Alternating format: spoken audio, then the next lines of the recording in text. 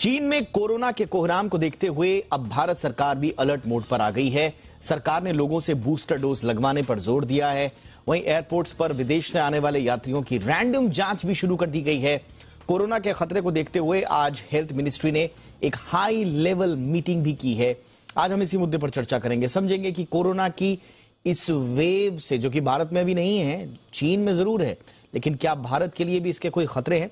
देखिए, बातें बहुत होती हैं, तरह तरह की होती हैं। थोड़ा सा धुंध छांटने की कोशिश करेंगे।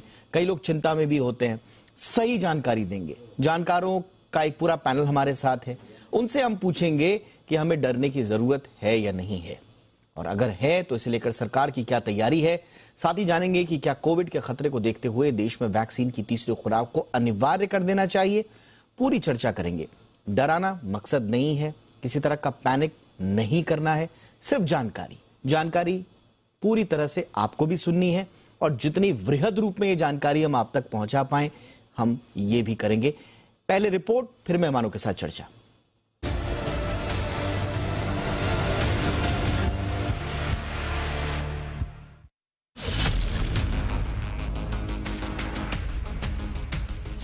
चीन में कोरोना का कोहराम मचा हुआ है।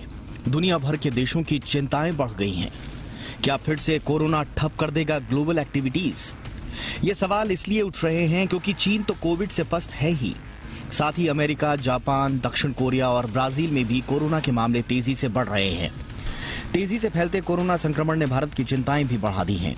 सरकार अलर्ट मोड में है। हेल्थ मिनिस्ट्री ने भी सभी राज्यों से कोरोना के दर्ज हो रहे सभी मामलों के सैंपल्स को लैब में भेजने को कहा है, ताकि कोरोना का अगर कोई नया वेरिएंट आता है तो उसकी जीनोम सीक्वेंसिंग को ट्रैक करने के साथ ही इससे निपटा जा सके। भारत की बात करें तो हेल्थ मिनिस्ट्री ने INSACOG यानी Indian SARS-CoV-2 genomics consortium network के जरिए कोरोना के खतरनाक वेरिएंट को ट्रैक करने की पूरी तैयारी की हुई है। इसके लिए सरकार ने एक हाई लेवल मीटिंग भी की है, जिसमें देश में किसी नए वेरिएंट के पाए जाने पर इससे निपटने के उपायों पर चर्चा की गई। नीति आयोग के मेंबर डॉक्टर VK पॉल ने लोगों से बूस्टर डोज लगवाने पर जोर दिया है। हालांकि सरकार ने ग्लोबल स्तर पर कोरोना के बढ़ते मामलों के बावजूद हवाई यात्रा को लेकर कोई नई गाइडलाइंस जारी नहीं की हैं। कोरोना से जुड़े आंकड़ों को देखें तो पिछले हफ्ते संक्रमण के चलते देश भर में 12 लोगों की मौत हुई, जबकि पिछले 3 दिनों से एक भी मौत का मामला सामने नहीं आया है।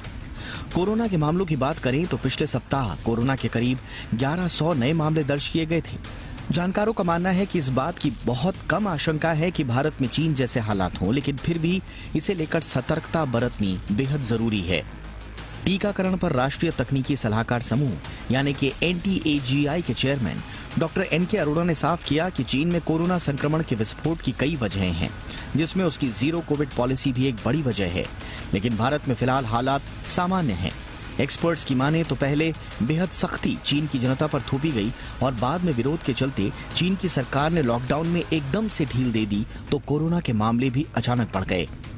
चीन के लोगों की कमजोर इम्यूनिटी भी बढ़ते मामलों की एक वजह बताई जा रही है, क्योंकि पिछले 2 साल में चीन के ज्यादातर लोग कोरोना से संक्रमित नहीं हुए थे, इसलिए वहां के लोगों में हर्ड इम्यूनिटी विकसित नहीं हुई। एक और बड़ी वजह यह है कि चीन में 50% बुजुर्गों को वैक्सीन की तीसरी डोज नहीं लगी है, इसीलिए कोरोना के नए वेरिएंट के निशाने पर ज्यादातर बुजुर्ग ही हैं। एक्सपर्ट्स की माने तो अगले 3 महीने में चीन की 60% आबादी कोरोना के संक्रमण की चपेट में आ सकती है। इसके अलावा चीन की वैक्सीन साइनोवैक भी सवालों के घेरे में रही है, और उसकी एफिकेसी पर सवाल उठते रहे हैं। फिलहाल तो भारत ने वैक्सीनेशन ड्राइव के तहत नया रिकॉर्ड दर्ज करते हुए 220 करोड़ वैक्सीन डोज के आंकड़े को पार कर लिया है। लेकिन क्या अब समय आ गया है कि सरकार को कोरोना के बढ़ते ग्लोबल खतरे को देखते हुए देश में इसकी तीसरी डोज को अनिवार्य कर देना चाहिए?